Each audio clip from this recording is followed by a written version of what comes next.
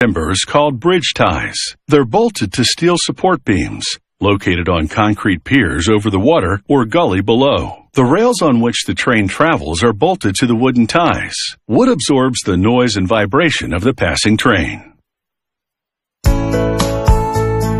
The load the railway bridge will carry determines the size of its ties. To calculate the load, engineers factor in the number of tracks, volume of traffic, weight of the transported cargo, and whether the bridge is straight or curved. A curve will put additional stress on the structure. The wood of choice is oak because it's hard and strong. When the logs arrive at the sawmill, they come face to face with a menacing-looking device called a debarker. A conveyor moves the shipment toward the debarker, then drops a single log in front of it onto spinning rollers. The rollers rotate the log, while the debarker makes its way from one end to the other. It chews off the bark with its sharp-toothed blades. What the debarker shaves off is put to good use. The bark gets processed into gardening mulch, and they burn the sawdust in the wood-fired boiler that runs another part of the plant. Next, one log at a time drops into a mobile carriage that runs it through a circular saw. The carriage has sensors which detect the log's extremities and report its dimensions to a console located in the operator's cab.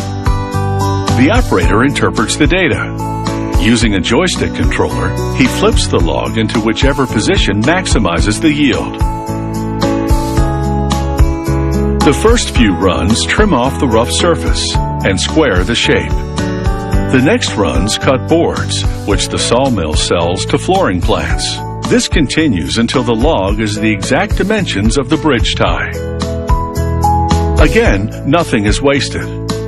The sawmill processes the cutoffs into wood chips, which it then sells to companies that make particle board, strand board, and similar construction materials.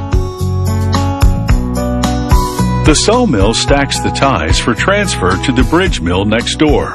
The role of the bridge mill is to frame the bridge, also known as dapping. That's the process of making the specific holes and notches in each tie for attaching it to the steel beam on which it will sit. At the bridge mill, the bridge layout supervisor processes one tie at a time. He carefully reviews the engineer's blueprints, which assign a number to each and every tie. These numbers specify precisely where the saw has to cut notches and where the drill has to bore holes. The locations of these notches and holes vary depending on the tie's position on the bridge, so he must follow the blueprints meticulously. After measuring and marking it all out, he sends the tie to the dap saw. The operator sets up each cut, lining up the mark with laser lights, which indicate the location and the cutting depth of the blade.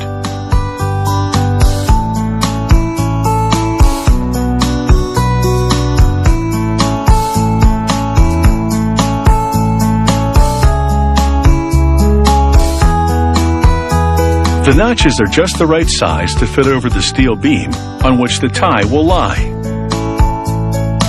Next, a worker using a drill press bores holes for hook bolts, which go through the tie to secure it onto the steel beams. Each tie receives a metal identification tag, which includes the bridge and tie numbers.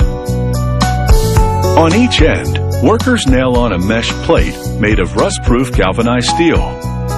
The plate has teeth designed to grasp and hold together the wood fiber to prevent the end from splitting.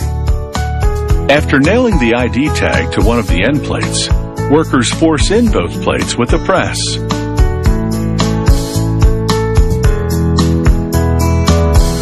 The tie's last stop is the adjacent treatment plant. They spend 24 hours inside a high-temperature, high-pressure chamber, which penetrates them with a creosote borate solution. This protects the wood from rot and insect damage, and extends the tie's lifespan from about a decade to at least 25 years.